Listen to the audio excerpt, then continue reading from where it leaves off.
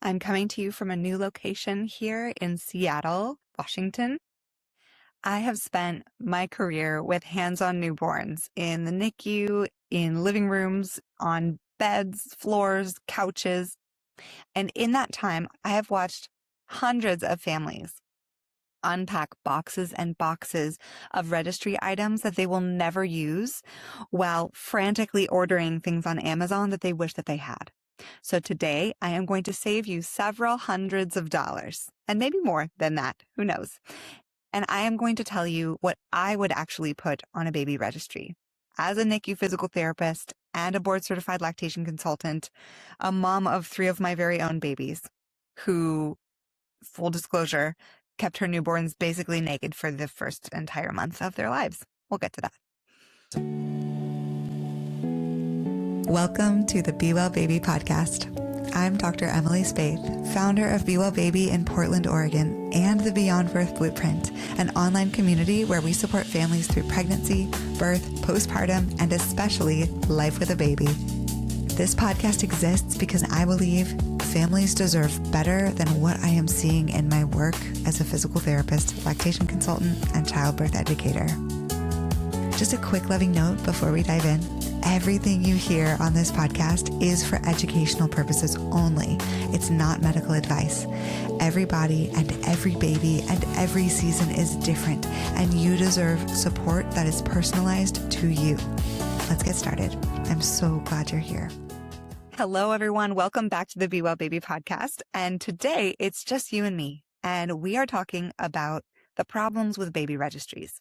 Almost every single registry list you'll find online was created by someone whose job is content and marketing, not babies. The lists are built with affiliate links and what photographs well. They're not really built on how babies actually feed, move, sleep, develop, and they're definitely not built on what a recovering postpartum body actually needs.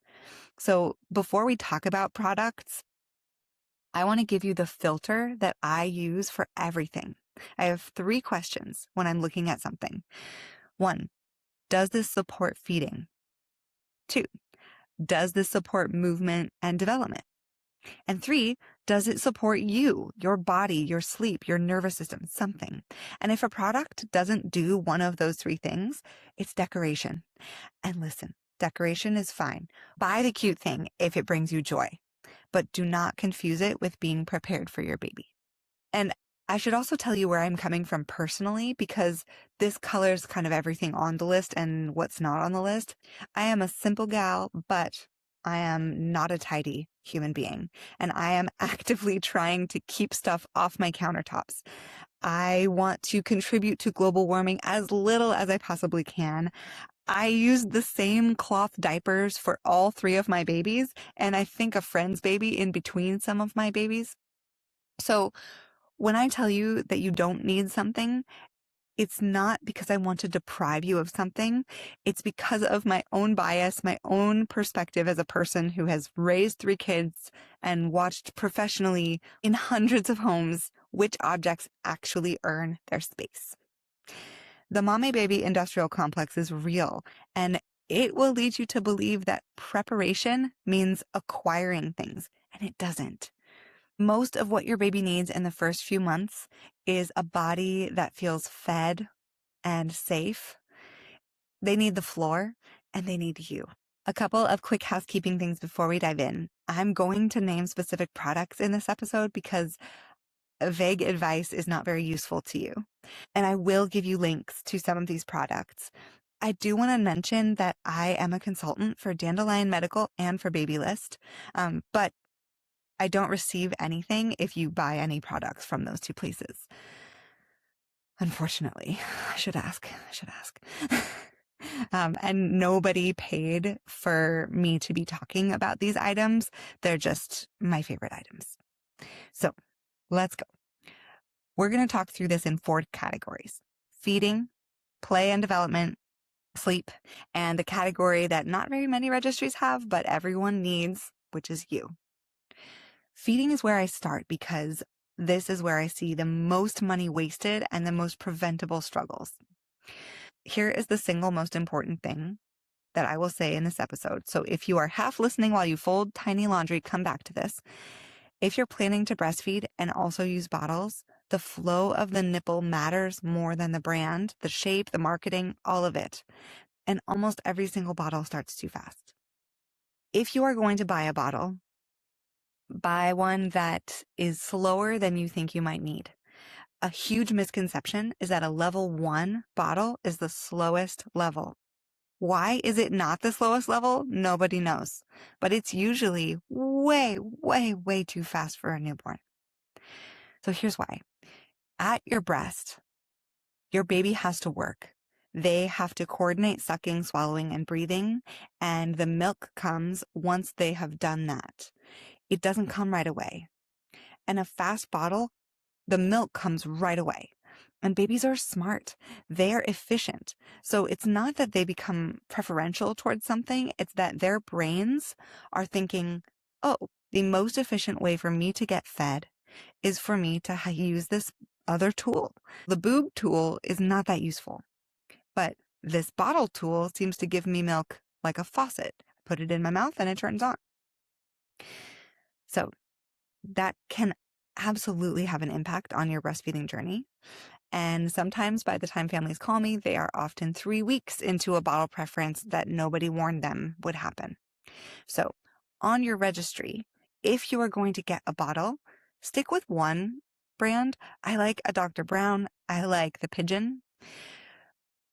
Start with a preemie flow. So that's an SS on a Pigeon, a preemie on Dr. Brown. And in between the preemie and the level 1 is something called a T nipple. And that is T for transition. So many people don't even know that that flow exists, but that used to be the newborn flow.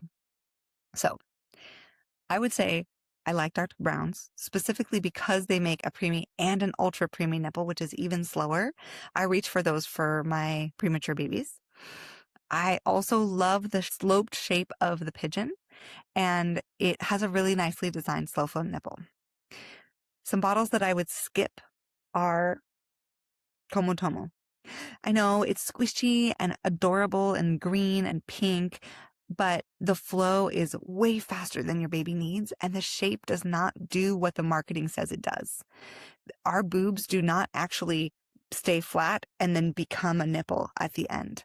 In our babies' mouths, they take up space like a more sloped nipple would. I also really don't like the orthodontic style nipples. The shape of a nipple that kind of fits into your baby's high palate doesn't do them any favors. So here's the biggest money saver. Register for one bottle. Just get a bottle, one bottle. And remember that you want to have a slow flow. And if your baby likes that bottle, great. You found a bottle they like. Otherwise, you didn't invest in 100 of this one type of bottle that your baby won't even take. Know that your baby will have really good reasons for preferring one bottle over another. We just don't know what they are yet. Okay, the second thing that I have to recommend to all people who are feeding is something that I didn't actually have with either of my first 2 babies, but I did have with my 3rd baby, and it was a game changer. That is silverettes. These are tiny little like hat-shaped things that are worth their weight in silver. They're supposed to be made out of silver. I would get the Silverette branded ones because sometimes you can't know what the off-brand are putting in those metals and you might be sensitive to them. It's really important that it's fully silver. I know some other brands have silver ones, so as long as it's silver, you should be good to go. You want these in the house before you need them. You don't want to be ordering them in the middle of the night on Amazon. If you don't end up using them, amazing. Give them to your friend who is about to have a baby. But I would start using them after the first feed, the first latch, and then put them right on there. Because although breastfeeding should not be painful, your nipples will be sensitive. And especially if this is your first baby, although I really enjoyed having these even with my 3rd baby, but especially if this is your first baby, your nipples have not ever had holes in them before. So it is a huge deal for your body to learn how to do this. And yes, there will be tenderness on your nipples. Also, they're going to be touched many, many times a day, which is not what they're used to. So giving them time to heal in between is so important. One thing that you need to know about silverettes, though, is that you cannot use those nipple balms and nipple butters and things if you're also using silverettes, one or the other. You can switch back and forth between the two if you'd like to. If you are planning to pump at all, hear me on this next one. The flange that comes in your pump box is default size. And do you know where that size came from? The sweet, sweet man in the 1800s whose wife was engorged and so uncomfortable. He went down the road to his buddy, the glassblower, and he was like, man, can you help me make something for my wife to help her not be so engorged? So they fashioned this amazing thing that looked kind of like a bike horn made out of glass, and it helped her empty her breast. And it happened to be about 24 millimeters in diameter. Nobody measured this. Nobody researched this. It was just a guess, and it worked okay. But that is not the case for everyone. And there's so much new research coming out to show that your flange size is almost certainly going to be below 16 millimeters and probably between 12 and 15. Yeah. The flange that comes in your pump is a 27 and maybe a 24 and perhaps a 21, but that is not your size. I know. Think of this like trying on shoes. You can't put a shoe on your foot and decide, oh, that fits great. You need to be flange sized by a professional who understands how to do this and can pump live with you with multiple flange sizes until you've tried on the size that is your fit. People suffer through having the wrong flange size, getting less milk, and getting damaged nipples potentially for weeks, thinking that pumping is just supposed to be painful. It is not. So I want to also be fully transparent here. I have a lot of passion for this because this is an area that we have seen in Be Well Baby huge, huge results. So we flange size everyone, and we make sure that you are using the correct flange size if you are pumping. So getting your flange fit right before baby comes, when you're still pregnant, is one of the highest value things that you can do for yourself. Make sure you get fitted. Don't guess. Another thing that I'd like to have, some people use a Haka or the Ladybugs of the same brand. I really like the Ardo milk collector, and that is something I am biased about because I do consult for their company, but they will not give me any money for telling you that I like this thing. So it's really soft and it does suction onto you, but the Haka, in my experience, has created an oversupply in a lot of people who suctioned it on a little too hard and then it just draws the milk out continuously. That's not what's supposed to happen with breastfeeding. So what I like about the Ardo is that it collects really passively, and then you can turn it around and it becomes a little cup and pours into your baby's mouth really, really easily if they want to eat more. But if they don't, you can pour it really easily into a bottle or a bag or however you're storing it. So it can be very useful if you're leaking or anything like that. I just wanted to pop in here and say that if the Be Well Baby podcast has helped you in any way, if our team has helped you in any way, the people who find us because they heard about us from a friend, because they heard about us from a midwife or a doula or their pediatrician or their OB. And we value those connections so much. And we know that the only way for people to find excellent healthcare is for people to talk about it. So if you have a minute, please leave the podcast a review. It will help people find this podcast. If we band together and shout this from the rooftops, then we will be able to change healthcare. Thanks. Another thing that you might consider buying, but you don't really need, is a Nini pacifier. And this is another one that you can use Be Well Baby as your code at checkout to get 10% off. But I would say don't reach for any pacifier until breastfeeding is well established. It is a nice to have on the shelf for when you've decided you really need something for your baby to suck on, but you don't need a 6-pack. You need one for now to see even if your baby will enjoy it. And know that it takes time for your baby to gain enough strength to hold this pacifier in their mouth, because it is a workout pacifier. So many people tell me this pacifier just falls out of my baby's mouth. Yes, that is the point, because they have to get so strong to be able to keep it in their mouth, and they have to coordinate and cup their tongue beautifully to keep that in there. Okay, let me tell you the latest hot goss on nursing pillows, because I have to tell you, I had a boppy and I always wondered why is the opening so small? It really doesn't help me. It's kind of just a prop for babies for photography. But for my third baby, I used a breast friend, and I think it's a silly name, but a wonderful pillow. It wraps around you, it clips onto you, so your baby isn't rolling into a valley, and it really does support positioning that I teach in patients' homes every week. So I like it. I also know that typically it's not all we need. We usually bump it up with pillows or have it angled a little bit so that it really works in the way that it needs to. And some of that is going to be inevitable. But the boppy just came out with a new shape, and they sent me one, and I was fully prepared to be unimpressed, but I kind of like it. And it has a little cute thing in the back that keeps your baby from kind of rolling backwards. So when I saw this product at the A1 conference that I was at a few weeks ago, I walked across the conference with my baby doll to practice with their breastfeeding pillow that did also wrap around and clip. So I think they're going in the right direction, and I don't hate it. There's also so many other brands of breastfeeding pillows that are lovely and can kind of be used as throw pillows after the fact. Love that. I always am looking at something through the lens of course, the 3 things I told you at the beginning of the episode, but can I add another lens? The other lens is, how long will I be using this? Can I use this forever? And in the case of some of those pillows, like the Snuggled Me nursing pillow, there's a Mom Cozy nursing pillow. I honestly don't think that you can go wrong. I think that no pillow will ever do what you want it to do.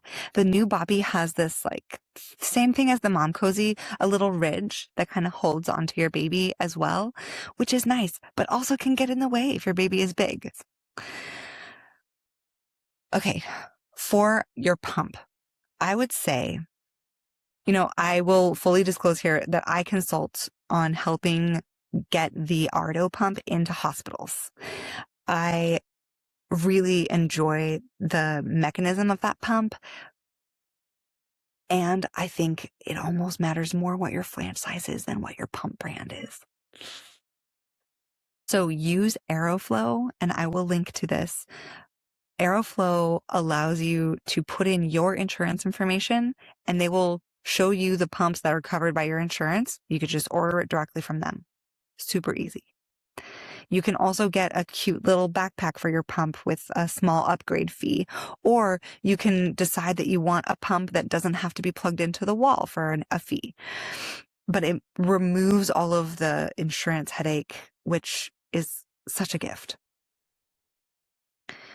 In some cases, especially if your insurance is through a hospital system, you can just go to their pharmacy and say, I am having a baby, and they'll hand you your pump.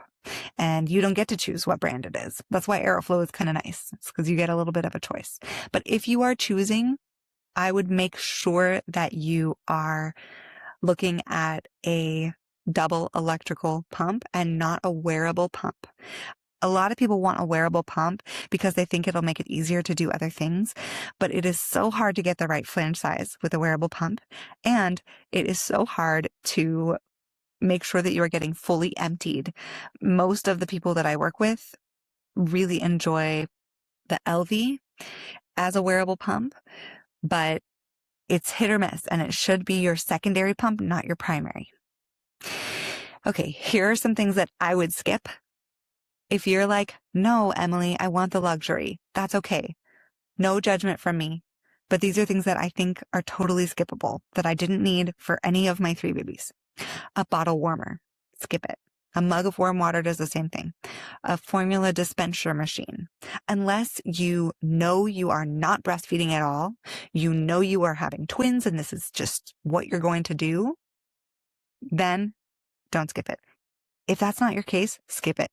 Countertop sterilizer, skip it. Just wash with soap and water. You own a pot. You own a dishwasher. Lactation cookies and teas on a registry, no, just make those at home. A lot of it is going to be a placebo effect anyway. If supply support becomes relevant, that's a conversation with your lactation consultant, not a snack. Okay, let's move on. And if you have questions about these, I am all ears. It is so easy to get in touch with me. It's silly. This is the second category, play and development. And this is where I'm going to save you the most money, because here is the secret from someone who has spent my entire career watching babies learn to move. The best developmental product ever made, ever, for babies is free. Can you guess what it is? The floor. Yes, the floor.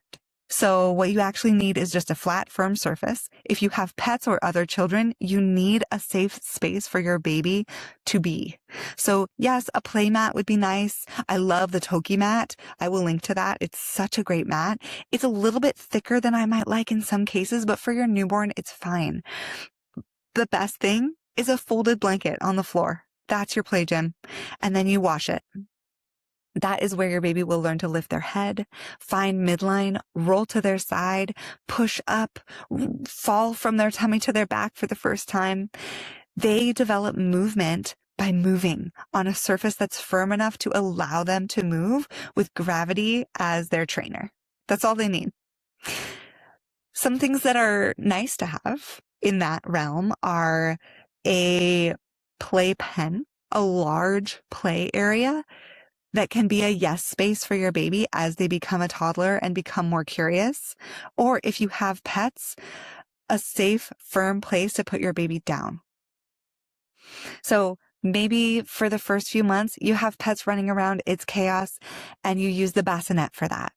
As your baby starts to be 2.5 months old, the floor is so important. They need to learn how to roll. And I get a lot of families who are swaddling babies for a little bit too long. And that is when babies end up not learning to roll.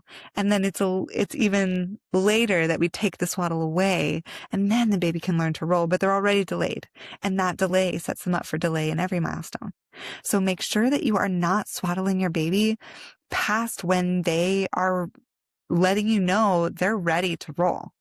So anytime your baby is escaping from a swaddle, they're probably ready to not be swaddled.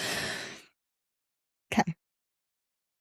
So back to the playpen. If you have a toddler or pets, it's really nice to put up that playpen even if your baby is not mobile yet, because it gives everyone in the family a sense of this is the baby's zone, this is the baby's space. One thing that families run into typically is the cats love it. So keep that in mind. And I want to give you a sense of the entire list of toys that I would recommend to have for your baby on hand. Are you ready for it? An O-ball. I wish they would sponsor me, but they don't. They only sponsor people who are local to them. So that's the lightweight plastic ball with holes in it. It's really light. So if they drop it on their face, it's fine. They can grasp it before they can intentionally hold anything at all. And it's wonderful for sticking their tongue through if they're working on tongue mobility, tongue mechanics. And I really love it for cause and effect. One thing that I always tell people is if that ball rolls away, you do not need to roll it back. You can ask me why later. The second thing for the list of toys is a set of stacking stainless steel condiment cups. Yes, from the kitchen aisle in your local kitchen warehouse. My kids still play with these, and now we use them as condiment cups. So they stack, they nest, they bang on each other, they roll, they taste hard and cold and metally, they are reflective, and they can survive anything. Sometimes I would have a stack of 2 or 3 in every room. It is the best toy that I have ever bought for a baby. Some high contrast cards are nice, but also you can print them off. I printed them from the internet and cut them out and put them all over the house. One very simple mobile for those early weeks and months when vision is coming online and contrast is really interesting, and putting that in a place where your baby might even be able to bat at it at certain points in their life. And that's it.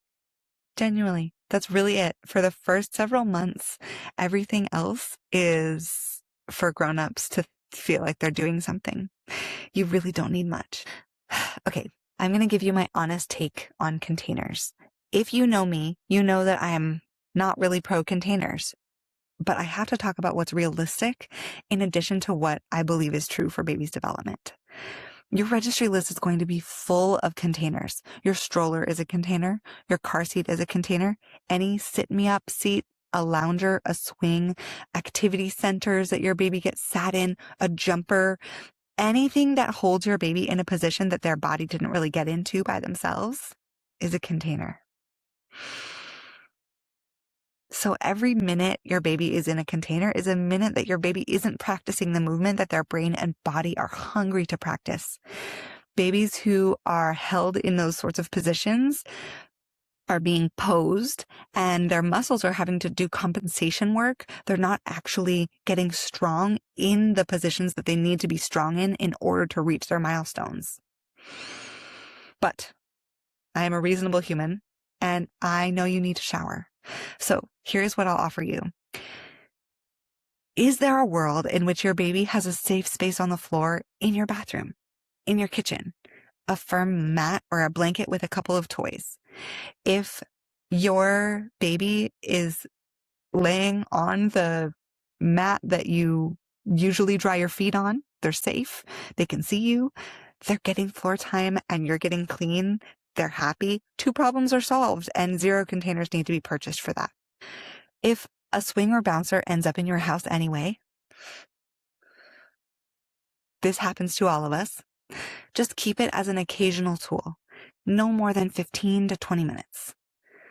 Definitely not a place to nap, definitely not a default location, not even like a safe place to put your baby. You need to come up with a safe place to put your baby that is horizontal on the floor. Okay, last but not least, for your babies, a carrier. I really believe that baby wearing is wonderful. Also, it is not for everyone because it can take a toll on your body, especially as you're recovering from either a major abdominal surgery or a major birthing event. So I like to have both a soft wrap and a structured carrier, but one of each, not 17 soft wraps and 3 structured carriers, one of each. A stretchy wrap is wonderful for the newborn stage. Your baby is snug and high on your chest, and the wrap can distribute that little 5 to 8 pound body perfectly. But heavier babies are going to hurt your back fast in a wrap. So by the time you have a 15-pound baby, you want a structured carrier with real waist support that puts the load on your hips instead of your shoulders and your low back. And if you are feeling pain, do not keep walking through that. Try to readjust and find another way. And as the pelvic floor and postpartum body person in this conversation, I'm telling you, your back is part of the registry. It's very important. So get a carrier. Don't wear it for too long. Make sure your baby's hips are in an M position, nice and externally rotated, open. Their knees are higher than their booty. Their airway is visible. Their face is uncovered. And they feel safe and connected to you. And pro bonus points if you learn how to nurse with your baby in that carrier. Okay, we are on to the third section, sleep. Sleep products are where fear does the most shopping, I feel like. Let's be calm when we talk about this, and I will be clear. The actual essentials are that you have a firm, flat space for your baby to sleep. All of my babies' bassinets were our travel crib that had a bassinet attachment. It was the Guava family lotus. It's lightweight. I wore it as a backpack. We brought it to Europe with us. It was amazing. You only need 1, maybe 2 fitted sheets so that you can wash one while you use the other one. But I would say a sleep sack is a very good investment. And I love the Woolino. I used it for all 3 of my babies. The same sleep sack, yes. And if my family members hadn't given me all of their hand-me-downs, I would have used the same one sleep sack for all 3 of my babies. I'm going to tell you a hot take. I did not use a noise machine. But I do find that it can be very useful, especially now that I have so many children running around. So if you have the opportunity to get a hatch light, I love the hatch because it, at least the one that we have, has a clock on it that my daughter can tell time, and it turns green when it's time for them to get up. It's red if they need to stay in bed. And it also even tells them stories and does all kinds of things, plays music and has white noise. So make sure that the volume is more of a rainfall kind of volume, not like an airport kind of volume. And of course, you'll need diapers and wipes. I used the same trifold cloth diapers for all 3 of my babies and the same covers and even cloth wipes. I know. And then if they were getting stained, I would leave them in the sun. And it sounds crazy, but it was actually very easy. Very, very easy.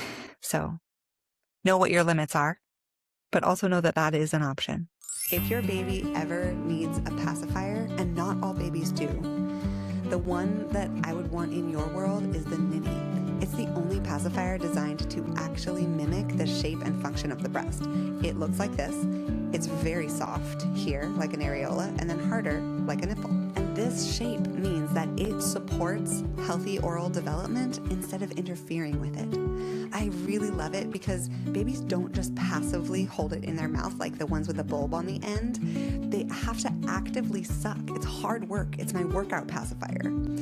And that matters for feeding, for regulation, and for long-term oral function. It's especially beautiful for breastfed babies who need a little extra soothing without confusion. If you're listening and you're pregnant, postpartum, or buying for someone you love, you can grab a Ninny through the link in the show notes or use the code BeWellBaby for 10% off at checkout. It's one of these tiny little tools that makes a huge difference. And my favorite part about it is that babies don't get dependent on it. All right, let's get back to the show. Let's dive into swaddles for just a second, because I want to give you some really important information. I would never swaddle a baby with their arms pinned straight down, and I hardly ever say never. But there's just no reason to do that. Developmentally, babies should be flexed, and we should allow them to unfurl naturally with gravity, not by pulling their arms straight and pinning them into a position that they didn't choose to be in. They want to be flexed. That actually helps with breathing. It helps with the position of their diaphragm and the development of their core strength. It's so, so important. Not only that, but when you straighten out the arm, you're tensioning all of the nerves that go down from the head and neck down the arm, and you're tensioning them for a prolonged period of time. Nobody, as far as I can tell, adults, especially adults who sleep on their sides, don't sleep on their sides with their arms straight down. We sleep flexed. It's giving our nerves slack for the evening, and that has to be okay for our babies too. And we always, always, always want to be able to give them a tool for self-soothing. And anytime they can bring hands to midline, hands to face, hands to mouth, every single time they touch their face with their hands, they are learning. It is so, so important. And I tend to swaddle babies at first, and maybe by the first couple of weeks out of the womb, I stop swaddling and start using a sleep sack. So I'll give you my confession for this episode is that my newborns were basically naked and swaddled for the first month of their lives. The diaper, sometimes a blanket over both of us doing skin to skin, and that was largely their wardrobe. I'm not prescribing that you do this, but I'm telling you because I want you to hear that 30 newborn outfits is something that nobody needs. You're not going to be leaving your house that much in the first month. And skin to skin is so important for your baby's self-regulation, for their body temperature, their heart rate, their breathing, their blood sugar levels. It's better than any product. And if you're now all of a sudden paying attention, I was saying skin to skin is better than any product at regulating your baby's autonomic nervous system. If you need more reminders of what the nervous system is, you can listen to the nervous system episode. But I'm talking about heart rate, temperature, respiratory rate, and blood sugar. That's right. Skin to skin is what regulates that. And that is research-based. It is an intervention in the NICU. Your chest is literally a piece of biotech that outperforms every single thing in this category. Oh, the other thing that it does is for babies who are born by cesarean, your microbiome from your vagina is lacking in them. But miraculously, we have an unbelievably robust microbiome on our skin. So if your baby is in skin to skin, that is giving them one of the most important nutrients, which is the microbiome. Cool, right? Okay, here's a product I don't love, but I understand why you might want it. The smart socks, like the Owlette, the vital sign monitors, the wearable trackers for your baby. I understand why parents are attracted to these. I understand that it comes from a place of fear, like real fear and love. And I have so much compassion for that. I understand where that fear comes from. I worked in the NICU. I understand it better than most. But what I saw was so many families who would go home not on oxygen, so they didn't get a heart rate monitor when they went home. They just took their baby home and were so scared. And they would buy these products, and then there would be so many false positives that they would just never get any sleep. And sleep is vitally important for you as parents. So what happens is this product that's marketed as peace of mind just keeps you up. And not only keeps you up because it keeps alarming, but keeps you up because you're continually checking it. So remember that they're also wellness devices. They're not medical monitors, so they won't prevent anything. And what actually moves the needle on safe sleep is the boring stuff, the flat, firm surface, baby on their back, crib clear of everything, no smoking in the home, and having your baby in your room for the first few months. And the reason for that one is that your breathing regulates their breathing. But if your baby has a medical reason for monitoring, that's a different conversation.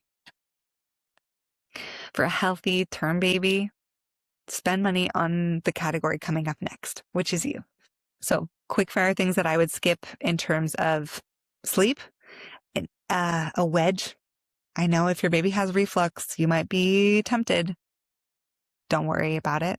If it's smushy and it's angled and it's marketed for sleep, don't do it. Crib bumpers, don't do it. Weighted swaddles, weighted sleep sacks, no. The Merlin sleep sack, no. A DockTot style lounger marketed as like a sleep adjacent tool, no, you don't need it. Have a nice firm surface for your baby to be on the ground or in their bassinet. Awake and supervised is a different conversation, but a smushy, soft something is never a sleep surface. Okay, now we are finally at you. Here is the category that I love the most, and I could probably continue talking about this one category for an hour. I'm going to give you the most important things. I can't cover everything that you'll need. Not right now, but I hope to one day be thorough enough to cover everything that you need. Your body is about to do something enormous and then is expected to recover while also running a 24-hour milk bar. You can't register for that. So what you need is a good peri bottle, the upside down kind that Frida Mom has a lot of these products. They're really expanding what they do, and it's kind of cool. I like what they're doing.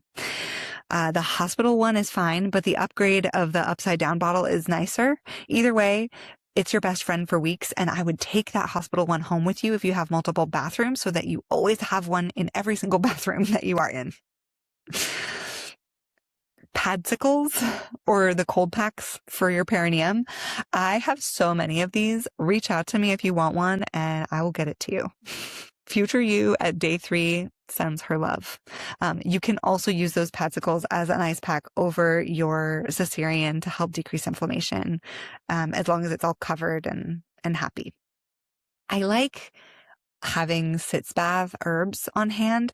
Having the sitz bath herbs and doing a sitz bath periodically, maybe once a day for a little bit of time as you're recovering your pelvic floor, it gives you this time by yourself where your partner has to be caring for your baby and you just get to breathe.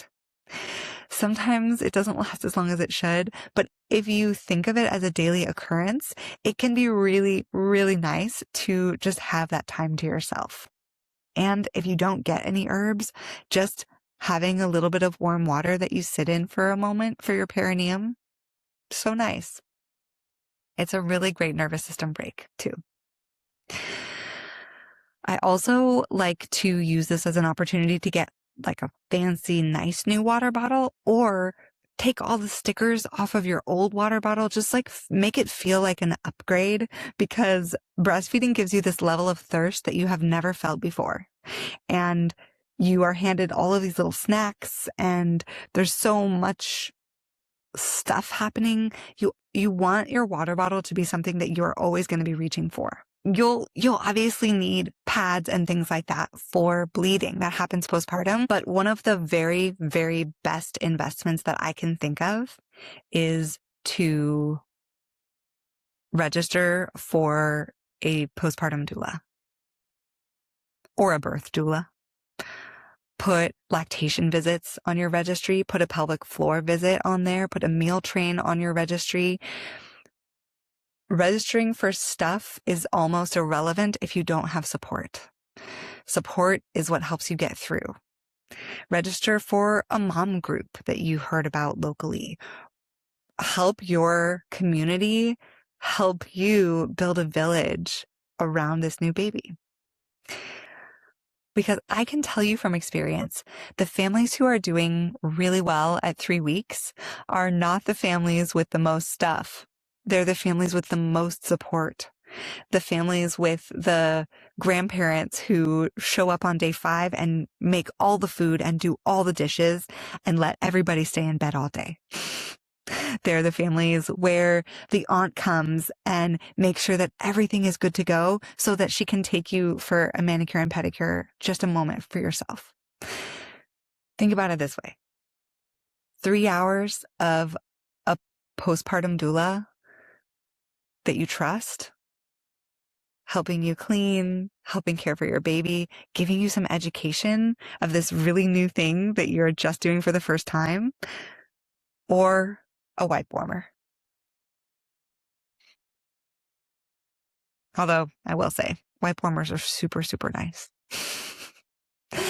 Okay, we are almost at the end. Here's a lightning round of things that I think that you can skip entirely. The wipe warmer, you don't need it. Although I do understand why. It's very nice. A changing table. What? The floor, your bed with a changing pad over it is totally fine. No baby has ever rolled off the floor, but I can tell you all of my babies have rolled off a changing table. We built this massive changing table because my husband is really tall and it's solid wood and it's so tall and it's not that useful. I was changing diapers on my tippy toes. So you will see me on the floor changing a diaper before you will see me at a changing table. You can also get those little peanut changing pads and then you can move it wherever you need it to be on top of any dresser.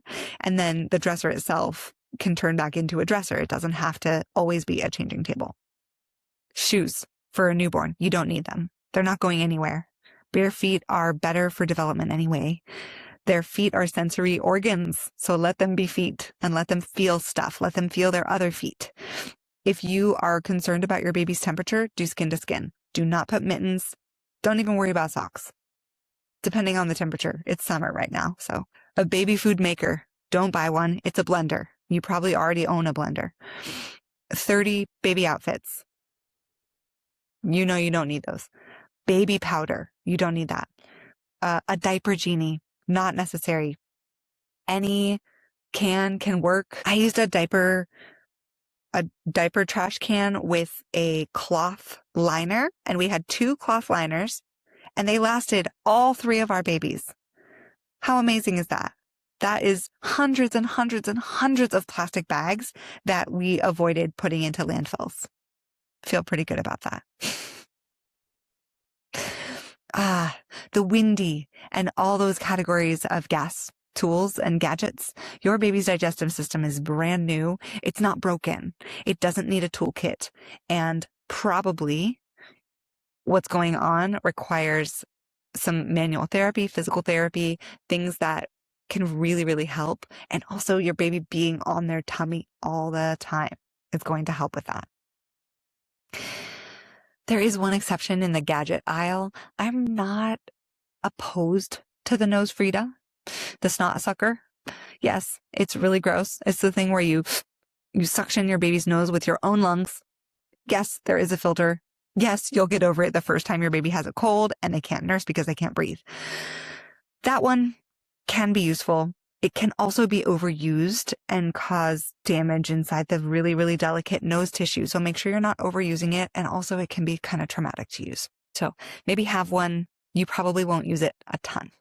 And I know many families who have never, ever used anything like that, even when their baby had a clogged nose, and they turned out fine. Okay, let's land our plane here. If you zoom out, the whole philosophy is feed well, move freely, sleep is boring, and support the parents. Every good registry decision should fall in those categories. And most of those 200 items in the checklist, you probably don't need. Here's my favorite part. The registry that's best for your baby's development is also the one that's best for your counters, your floors, your drawers, your budget, and honestly, the planet. Less plastic manufactured, shipped, used for 6 weeks, and then stuck in a landfill. Try as much as you can to buy less, buy things that last, borrow things from other people, use your buy nothing groups on Facebook, accept hand-me-downs, and put your money into getting support instead of getting stuff. Your baby will never know the difference. Your back, your bank account, and your kitchen counters absolutely will. If this episode saved you any money, please do a couple of things for me. Send it to your pregnant friend, and you know exactly who I mean. She's building her registry right now, and she's drowning in tabs, and she's actually just given up on building the registry at all.